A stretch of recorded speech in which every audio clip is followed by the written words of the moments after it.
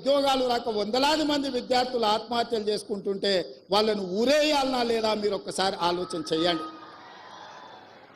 మీరు పెంచుకున్న బొచ్చు కుక్కకున్న విలువ పేదోడి బిడ్డల ప్రాణాలకు లేదా అని చెప్పి మేము సభాముఖంగా నేను మీ ద్వారా ప్రశ్నించదలుచుకున్నాను. ఆలోచన విధానం, పాటిస్తున్న విధానం ఫ్యూడల్ విధానం. ఫ్యూడల్ విధానంలో మార్పు రావాలి. పేదవాడికి విద్య చేరాలి. విద్య ఒక్కటే మన జీవితాలలో వెలుగు నింపుతుంది. చదువుకోవడం ద్వారా ఈ ప్రపంచానికే మనము ఏదైనా కావచ్చు, ఎక్కడికైనా చేరవచ్చు.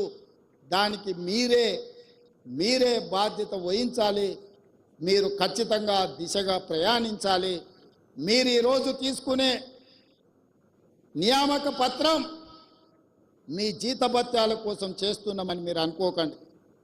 ఈరోజు టీచర్ల వృత్తిని ఎన్నుకోవడం అంటే సామాజిక బాధ్యతను మీరు తీసుకుంటున్నట్టుగా, ఈ సామాజిక బాధ్యత ఈ సమాజాన్ని నిర్మించి వందలాది బిడ్డలు ఎవరైతే తెలంగాణ కోసం ఆత్మ బలిదానాలు చేసుకున్నారో వాళ్ళ ఆశయాలను మనం గుర్తు చేసుకోవాలి, స్మరించుకోవాలి. వాళ్ళు ఏ ఉద్దేశంతో, ఏ ఆలోచనతోని, ఏం ఆశించి త్యాగాలు చేసిండ్రో ఆ త్యాగాల పునాదుల మీద ఏర్పడ్డ ఈ తెలంగాణ రాష్ట్రం ఆ త్యాగాలను కొనసాగించాల్సిన బాధ్యత మన అందరి మీద ఉన్నది. ఇవాళ ఈ నియామక పత్రాలు మేము కష్టపడితే కాదు, మా అధికారులు అహర్నిశలు కష్టపడి కోర్టు కేసులను పరిష్కరించి చిక్కుములను అన్నిటిని విప్పి అహోరాత్రులు మా అధికారులు కష్టపడ్డారు. వాళ్ళందరినీ కూడా మీ చప్పట్ల ద్వారా ఒకసారి అభినందించండి. ఇవాళ ఇక్కడ ఏ తప్పిదం లేకుండా, ఎవరికి నష్టం జరగకుండా మీ ఉద్యోగ నియామకాల పత్రాలు ఈరోజు మీ చేతికి ఇస్తున్నామంటే మా అధికారుల కృషి కూడా ఉన్నది. యథా రాజా తదా ప్రజ అన్నారు. మాకు మా మంత్రివర్గ సహచరులకు చిత్తశుద్ధి ఉంది. మీకు ఉద్యోగాలు ఇవ్వాలన్న ఆలోచన ఉంది. మీ పట్ల మాకు సానుభూతి ఉంది. మిమ్మల్ని మేము మా కుటుంబ సభ్యులుగా ఈరోజు ఎల్బీ స్టేడియం మీ ఇంటికి, ప్రతి వాళ్ళ ఇంటికి మేము పంపించవచ్చు నియామక పత్రం. కానీ మీ కళ్ళల్లో ఆనందాన్ని ప్రత్యక్షంగా చూసే అవకాశం మాకు రాదు. మీ కళ్ళల్లో ఆనందం చూడాలి, మీ కుటుంబ సభ్యులు సంతోషపడాలి.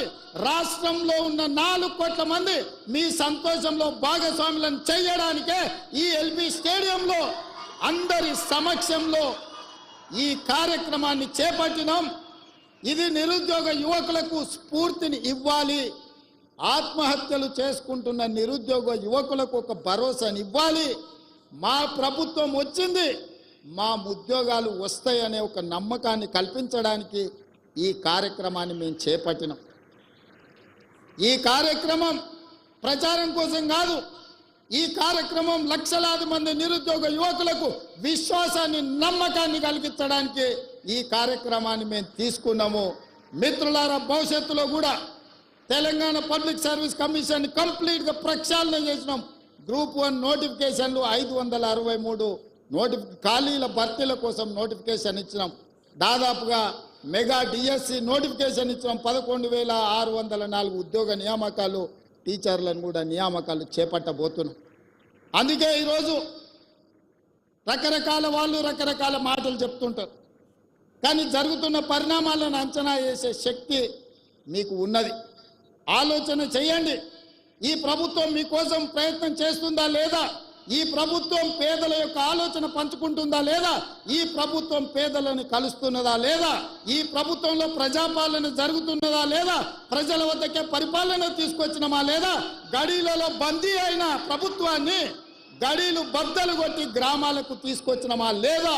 ఈ 3 నెలల పరిపాలనను మీరు అంచనా వేసుకొని రేపు భవిష్యత్తులో తీర్పు ఇవ్వమని నేను అడుగుతున్నా. రేపు జరగబోయే ఏ ఎన్నికలైనా మా పరిపాలన మీద, మా నిర్ణయాల మీద, మేము చేస్తున్న నియామకాల మీదనే మీరు తీర్పునివ్వండి. మీరు ఆలోచన చేయండి. ఇక్కడ విన్నది గ్రామాలకు వెళ్ళి చర్చించండి. మేము చెబుతున్న మాట వాస్తవమా కాదా? ఇవాళ ప్రజలకు స్వేచ్ఛ వచ్చిందా?